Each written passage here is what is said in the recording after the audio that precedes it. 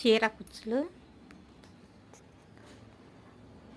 మన చీర కుచ్చులు హాయ్ అండి. మన చీర కుచ్చులు పోసుకోవాలంటే బయట 200, 300 పే చేయాలి. అదే మెటీరియల్ మనం తెచ్చుకొని ఇంట్లోనే ఇలా ఈజీగా కుట్టుకొని 2 ఇంచు పొడవుతో 2 ఇంచు వెడల్పుతో పూసలు మనకు నచ్చిన డిజైన్ సెలెక్ట్ చేసుకొని చీరకు 2 ఇంచుల గ్యాప్తో పూస మధ్య 2 ఇంచు గ్యాప్ ఉండాలి.